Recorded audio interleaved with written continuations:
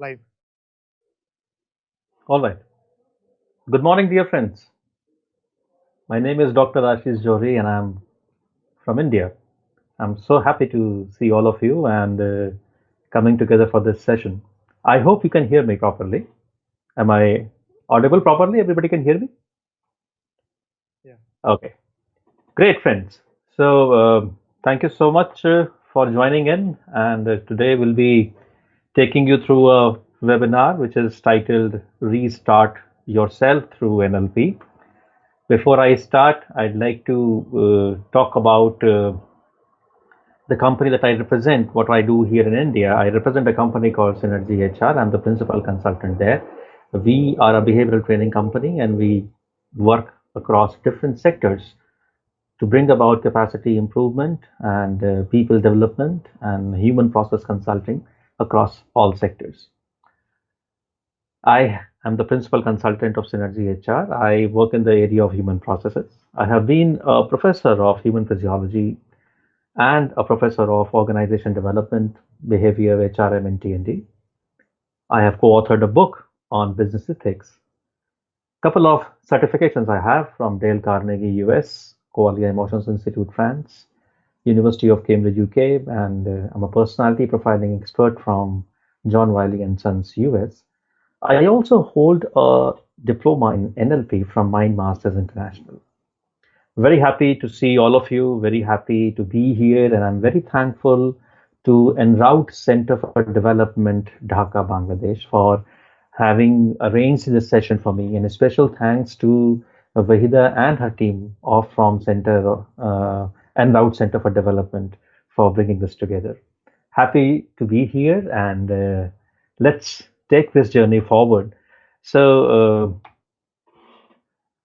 if I tell you about the program flow, dear friends, so we'll be having this interaction for about 30 odd minutes, and then thereafter we'll be having some question answer discussion. And please feel free to post your questions. Please feel free to field as many questions as you can. This webinar that we have is going to be a prelude, a precursor, a pre to a workshop which we are going to have sometime later. Because of this corona outbreak, we had faced some challenges. Anyways, friends, so I'd like to start this webinar with a question to all of you. And the question is, what is that one thing that you desire earnestly from life? Earnestly means too much, from the bottom, from the innermost core of your heart, this thing comes out. One thing that you desire. Just think it over, just reflect it over. When I when I post this question to different people, usually the responses I get are like this. The first thing, of course, comes to our mind is money. We want money, of course. Money is important because it helps us uh, purchase, it helps us collect resources, comfort, for ourselves. It makes our life easier. You get money to spend, you can buy yourself things that you want, things that make you feel good, appear good, have a prestige across the society. Second might be reputation. Some of us might be looking for a prestige, a kind of identity, a goodwill. We want that people should think good of us. Yes, very correct. Not many of us are looking for love, for good relationships, you see, for us to be successful in forging good relationships so that we find meaningfulness in our lives. Then satisfaction is one, isn't it? We want satisfaction in whatever we do, meaningfulness in whatever we do. And the latest research is on human behavior. They tell us that satisfaction in whatever we do is the greatest motivator. It is the greatest precursor for happiness. So, satisfaction is what many of us are looking for in our lives. Then, happiness, of course. We all want to be happy, don't we? in whatever we do. If we are not happy in whatever we are doing, then there is no point in doing that. So that is one very primary thing that we want our life to give us, or that is something that we desire from our life. Another thing can be career. Many of us would be people who have a career of their own, or who want to be in a particular career, right?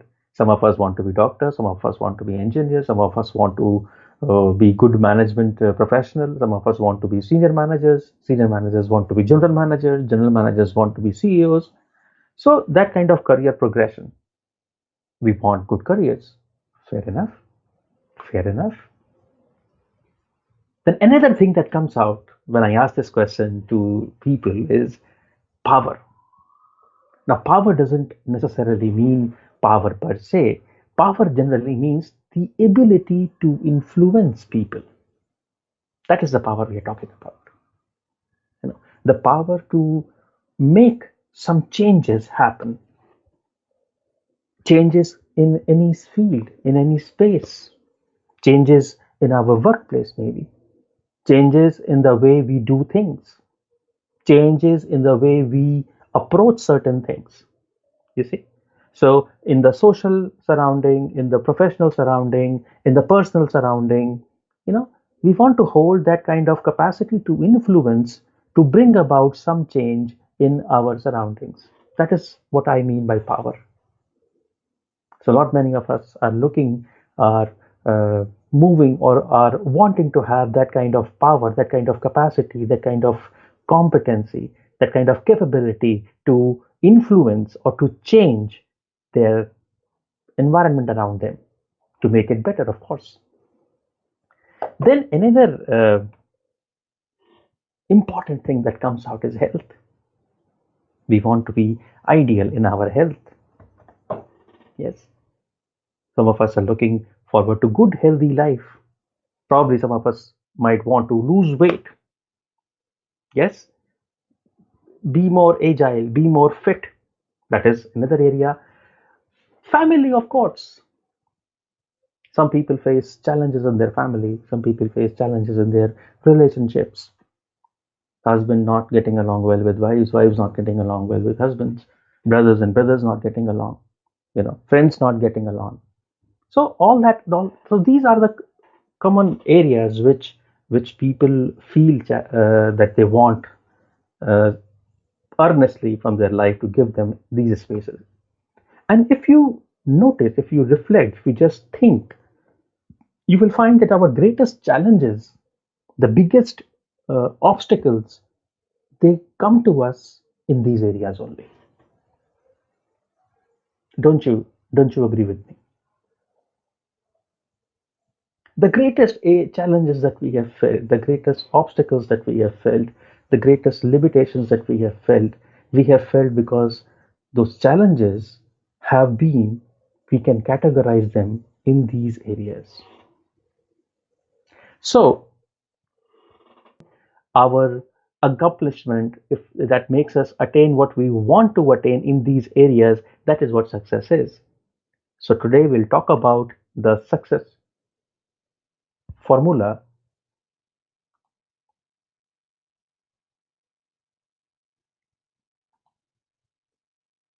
uh, Maksudal, are we on? Yeah. Yeah. Okay. Was there any disconnect in between? Yeah. We.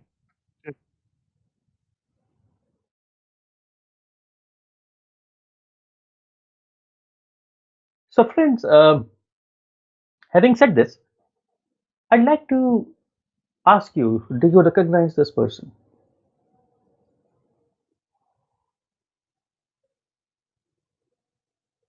Well, I can't see you, so I don't know your responses, but I believe a majority of us will be able to identify this person. His name is Steven Spielberg. He is one of the Hollywood's greatest living directors. He has given us movies like Jurassic Park, Extraterrestrial, Artificial Intelligence, and so on and so forth. And you know what?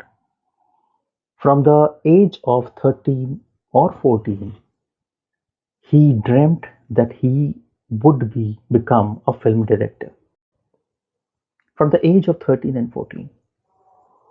And what he would do, he would visit Universal Studios and he would hang around with different directors who were shooting their movies in that studio. He would pick up conversations. He would listen to every conversation that would happen and he would learn from them.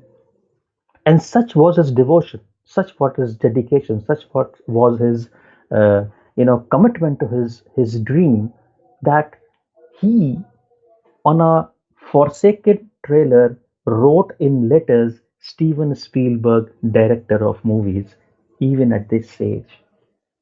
And it was this passion which led him on his path of success.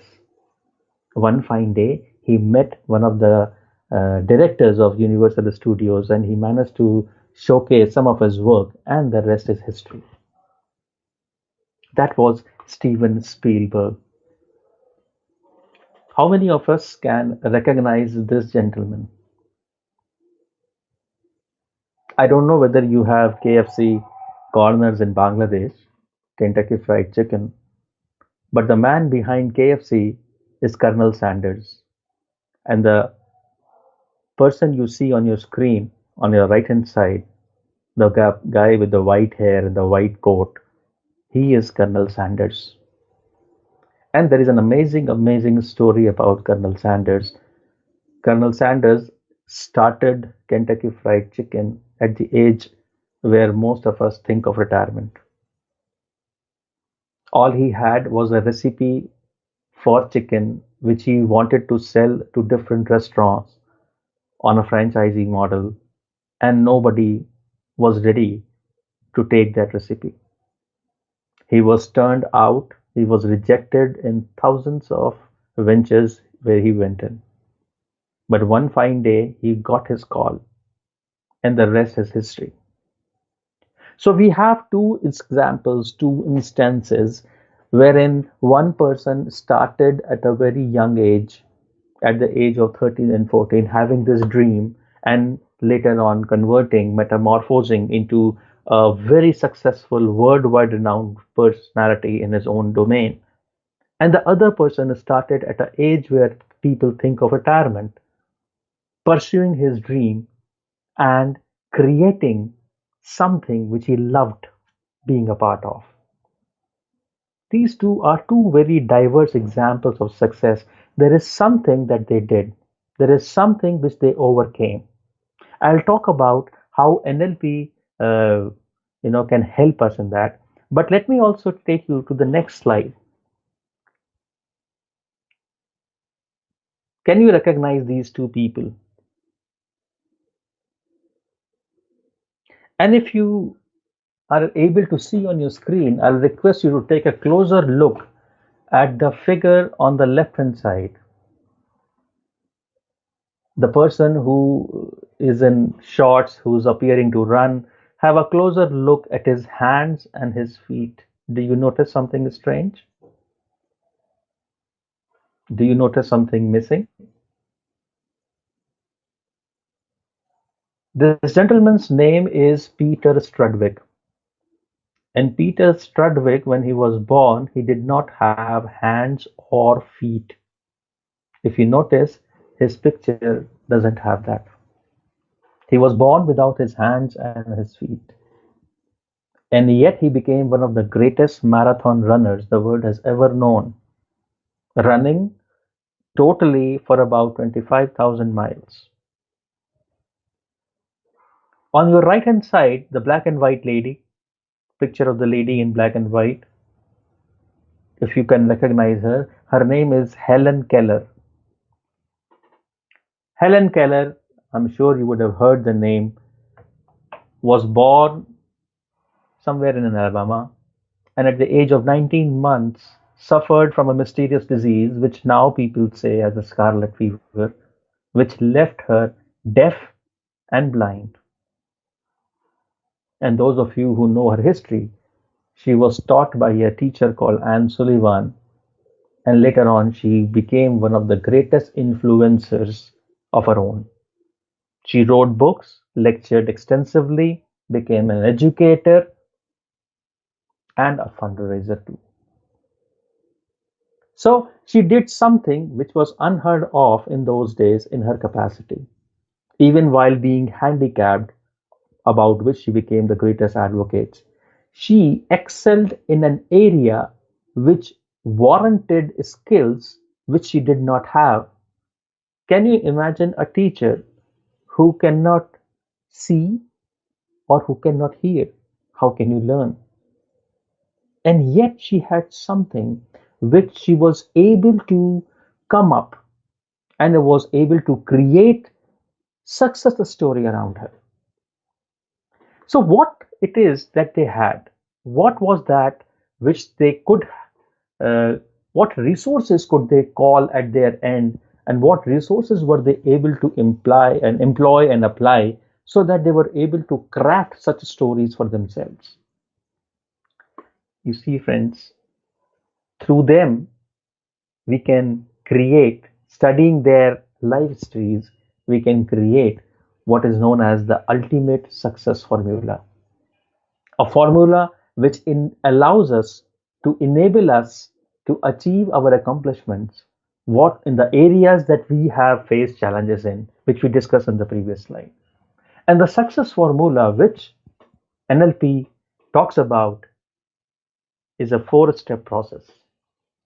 The first step is know your outcome. It means when we accomplish something, we should be clear about what it is that we are setting out to achieve. That talks about the clear, precise goal, what it is that we want to achieve. That clarity, if we are able to see our outcome in clarity, we are able to feel it, we are able to visualize it, we are able to smell it in a way. That clarity of the outcome goads us, motivates us, puts us into that path which we are trying to achieve. But merely knowing the outcome will be fruitless if we do not take action to it. Unless and until we take action, our desires remain just desires. So it is imperative that having a desire, if we do not take action, we do not take ourselves to the next step in that line. Third thing which NLP talks about is developing sensory acuity. Acuity here means sensory awareness, the ability to differentiate. See, it's like this, that we want to move towards point A to point B. Let us say, for example, you are moving from Dhaka to, let us say, Kolkata. While moving, you should be able to differentiate. How do you come to know whether your car or your flight or your train or your bus, whatever it is that you take to move, how do you know it comes? How do you know that it is moving? You come to know because you see the locations changing. You see the sense of movement. So because of that awareness, you are able to diagnose that you are moving in the right direction. Sensory acuity means that if I'm moving towards my goal, I should be able to differentiate whether I am moving towards the right direction or not. If this sensory awareness I do not have, if I do not possess this kind of sensitivity, then there is no point and I will never be able to know which direction I'm moving. And that, my dear friends, is the, what shall I say, the curse of many of us. Either we don't know the outcome, or we don't take action, or we don't know where we are. We don't know where, if we are trying to achieve a goal, which position we are in, which location we are in on our path to success. So if we are not aware of the location that we are in, we don't know which direction we are moving in, or how far distance we have covered, how far more we have to cover. And that is why a lot many of us, we keep drifting like directionless logs in a stream, like a boat which doesn't have the sails and is lost in the ocean because it doesn't have a direction, like a navigator who doesn't have a compass, so he has no sense of the direction in which he can move. And last but not the least, The fourth very important step is the developing flexibility. Developing flexibility means that once we know that we are not on the right track, do we have the capacity to change our behavior so that we employ the right behavioral patterns that takes us into the direction that we want to do. This kind of flexibility is a rare asset. People who we spoke about in the previous slide, they exemplified all these four steps. I wish I had more time. I could have taken you through the each and every step that they take from their life histories. We could have taken our examples which could have exemplified. But you talk about any successful figure. These are people who I took randomly. Even when you talk about people who are surrounding you, who are in your own country, in your own locality, in your own society, you will find that they have become successful because they have been able to apply this four-step success formula. Now, what does NLP do in this? And how can NLP benefit or help us in this? NLP is the difference that makes a difference. NLP says that there was something in the way Steven Spielberg thought about his situation. There was a structure to that thinking. There was a structure to his experience. There was a structure to the way he communicated to himself about his situations. And there was a structure in the way he was able to draw on the resources that were there inside him. It was the same case with Colonel Sanders. There was a way in which he visualized his situation. There was a way in which he told himself to stay on track. There was a structure, a direction in which a sequence in the way he kept working hard on his desires, on his goals, and he created a history. Same case with Peter Strudwick, same case with Helen Keller. So each of the people who have achieved phenomenal, astounding success in their area have a way in which they visualize their situation, have a structure to it. And this structure can be replicated in all of us. So why do I say that NLP is the difference that makes a difference? Because till this time, we have been studying, we have been reading, we have been seeing people, successful people around us. So we have been talking about what they did, why they did, but we have never spoken about how they did that.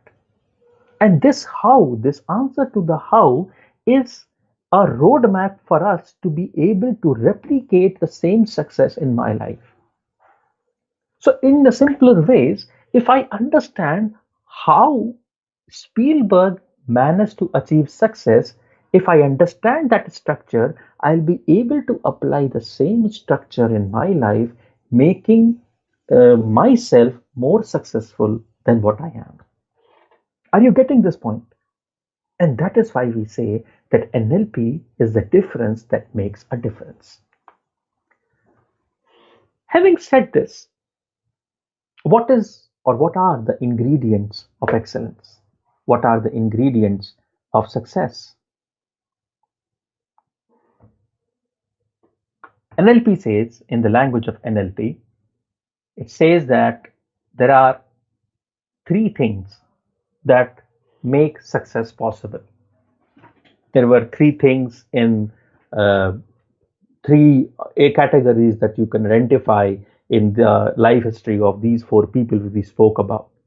One was their belief systems, second is syntax, and the third is their physiology.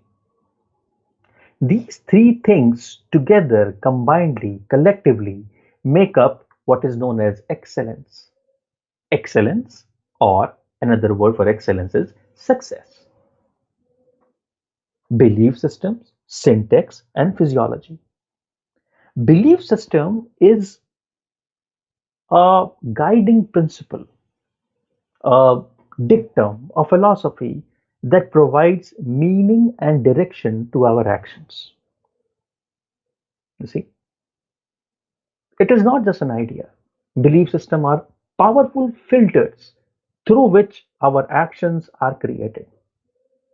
Syntax is the way we organize our thoughts.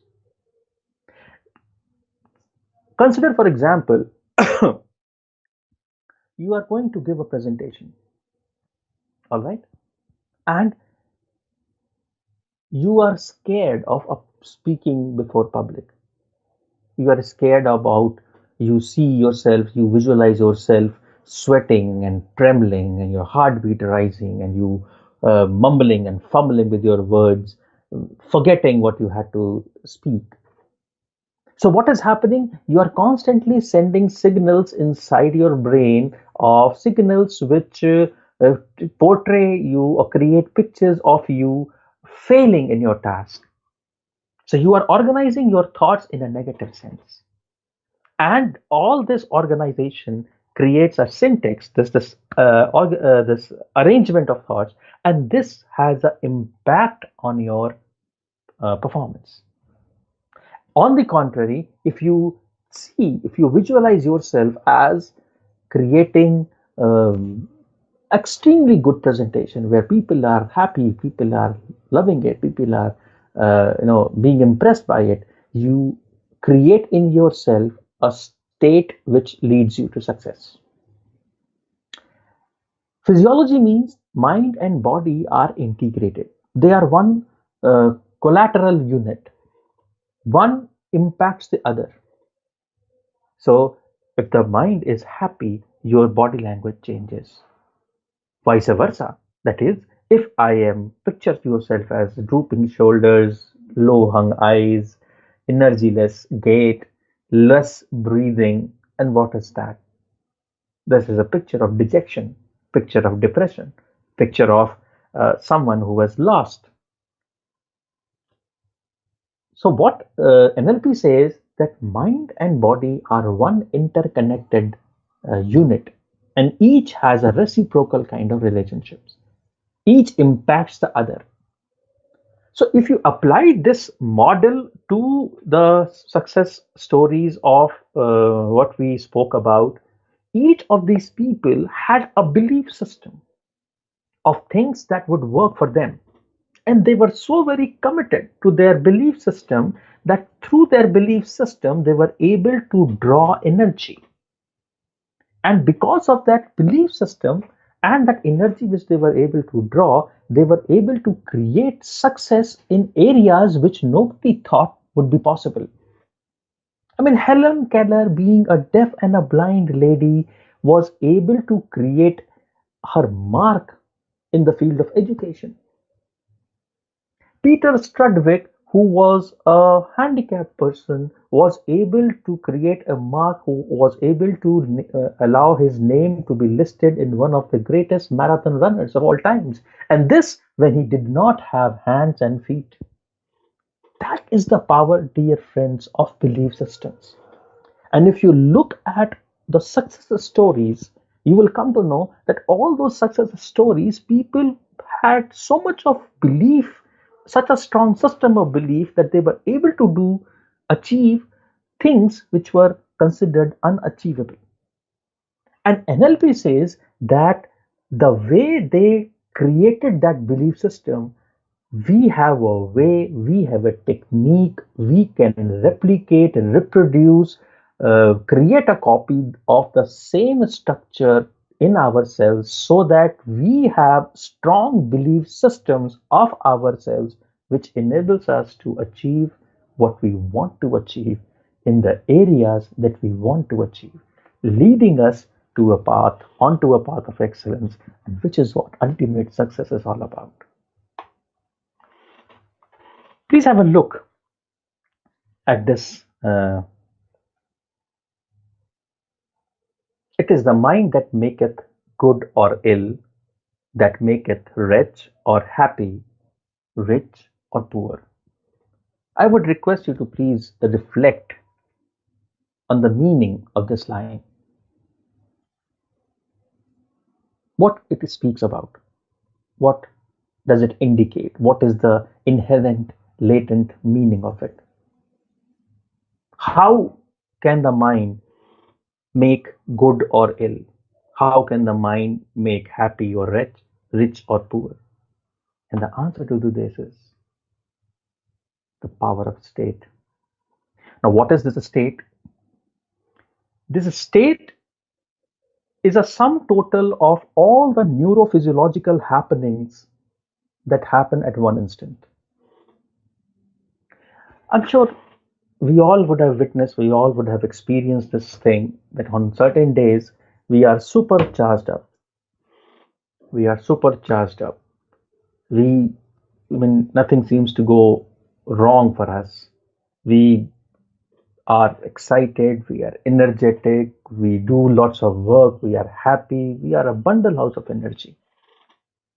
And on certain days, we are like, what shall I say, deflated balloons from which air has been withdrawn out, crumpled, energy less, with a what shall I say, a shutdown in the brain, not having ideas, not being creative, totally lethargic, listless, sitting in a corner, no energy, don't want to talk, don't want to be a part of anything. What has happened? We are the same person, but something has changed. And that something, dear friends, is the state. You see, our state is influenced uh, as per NLP, as per neuro linguistic programming that we talk about. Our this state is influenced by our internal representations and our physiology. Two things, they impact our state. Now, what are internal representations? Internal representations are what and how we picture in our mind. That is, what it is that we visualize and how it is that we visualize. I'll give you an example. Let's say, for example, you enter into your office, and while entering the office, you find a colleague who is just coming from your boss's cabin and who tells you, boss is calling you. He seems to be in a bad mood. The moment he says this,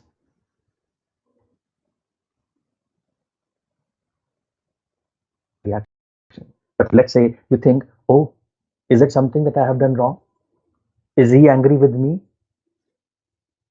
Does he have to scold me? Is it about the project that I've been working on and which has been delayed? Knowing, without knowing the facts, you picture some negativities. So by with that kind of precondition, you enter the boss's office and your mind is closed. So whatever the boss says, you will see it from that picture. And this kind of thought process affects your entire internal state. It happens, isn't it? And sorry, when you picture this, your boss getting angry with you, your boss is scolding to you, you keep telling yourself of all the negative things which have happened in the past. So, with the result, the spiral goes down. You see, it has happened with all of us, with so many of us. So, what has happened without actually, um, you know, verifying the fact which we have been exposed to just one bit of information, and that is the boss is calling us and boss seems to be in a bad mood, and imagine the thought process that it has created. And in creating that thought process, imagine the internal emotional condition that has happened to us, the state that has been created inside of us, right? Second would be the physiology. And internal representations and physiology, they work side by side. So the moment you come to know that the boss is in a bad mood, imagine your heart sinking. It happens. It happens. Your breathing go increases. You become anxious. You detect some tension. There is an internal state of anxiety that is happening. And all this actually creates your internal state. Now, this internal state, dear friends, this neurophysiological condition is of two types. One would be enabling and one would be paralyzing. What I just gave an example was a paralyzing state which moves you away from taking active action, which confounds you, which confuses you, which creates a block into your thinking, which doesn't allow you to think clearly, and which implants upon yourself a debilitating kind of state, which doesn't allow you to take actions. A enabling state would be just the opposite. Enabling state would be where you would feel energetic, energized, activated, action oriented, creative, happy from inside. And that again will depend upon how you see situations and what you tell about those situations to yourself. So, this kind of internal communication with yourself has a very, very important role in creating the desired state that you want at that point of time. NLP deals with tools, with methodology, with what shall I say, a protocol which tells us to create appropriate uh, states within ourselves.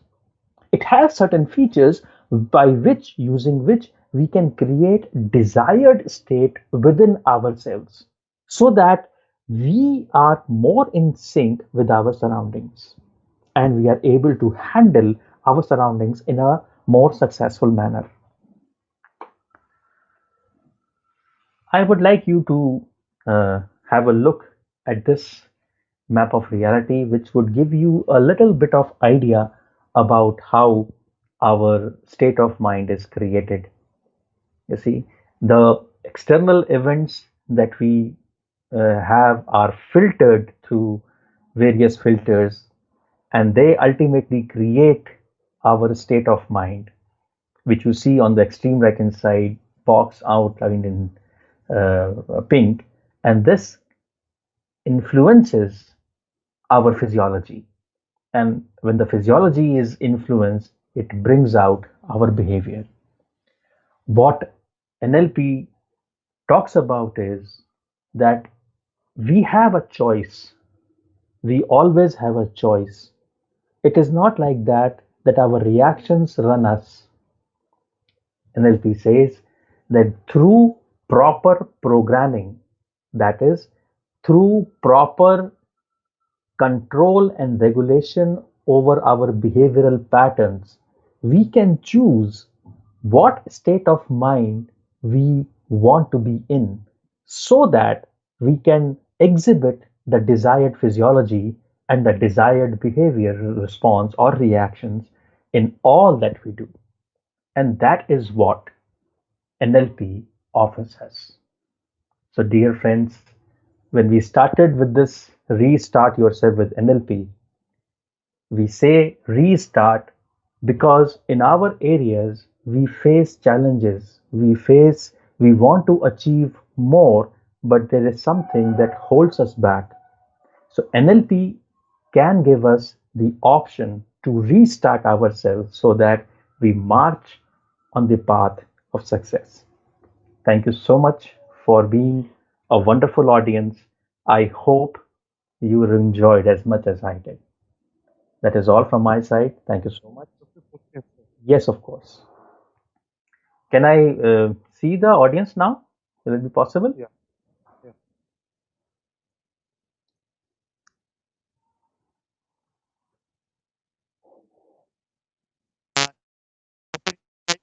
Okay. Yeah. Uh, through chat.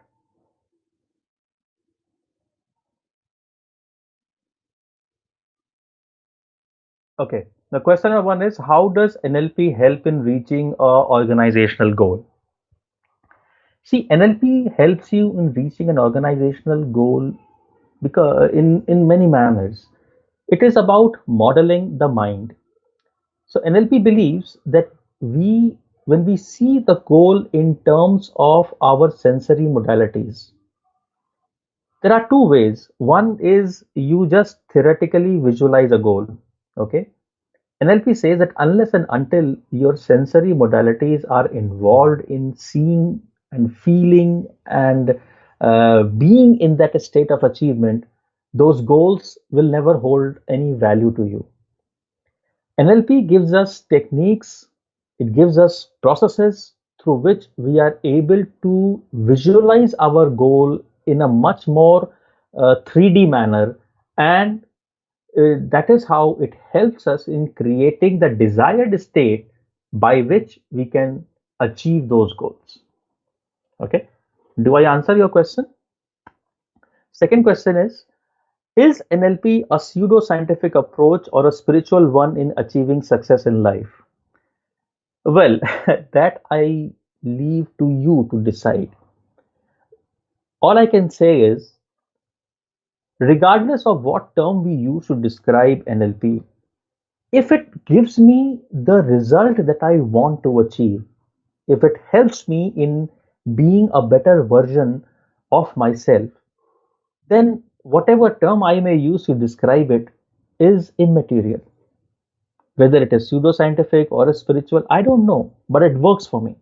And let me tell you, the techniques that are enumerated, the procedures that are enumerated, they all come from established models.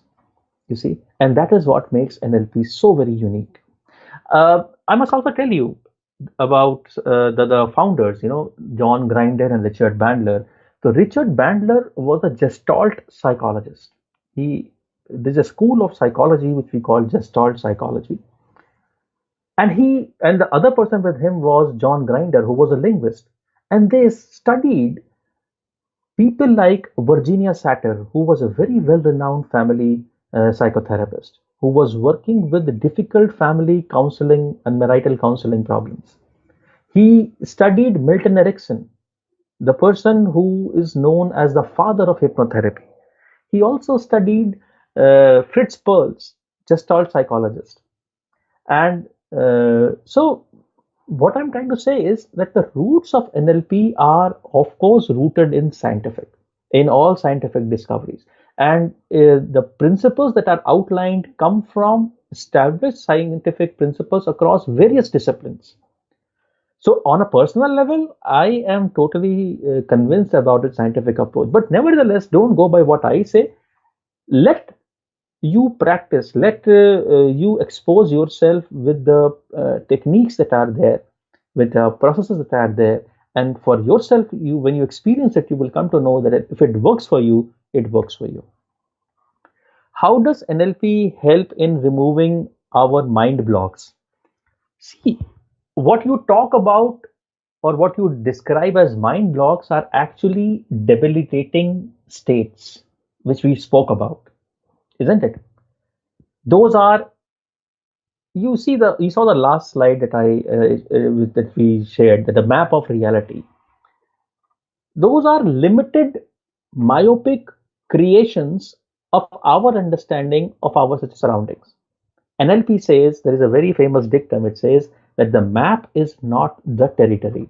It says that what we perceive reality to be is not the actual reality, the actual situation that we are in. The actual reality is way more magnified. So if I am being limited by my beliefs, I need to be flexible enough to be able to change my belief. And the moment I do that, a whole new world of possibility opens up. And that is how NLP removes our mind block. I hope I've been able to answer this question. And is there any practice to observe how our linguistic mind works and affect our professional life? Yes, In NLP, we spoke about sensory equity. If you remember the I think the second or the third slide, wherein we talked about the ultimate success formula, we talked about sensory equity, right? The ability to be sensitive to the changes that is happening. So if we train ourselves to be more aware, if we train ourselves to be more sensitive, we'll be able to observe the changes and we'll be able to sense how our mind works. And that is how we'll be able to be more in control of our mind, and how instead of the mind running us, we'll be able to run our mind as per our liking. Okay. Any further questions?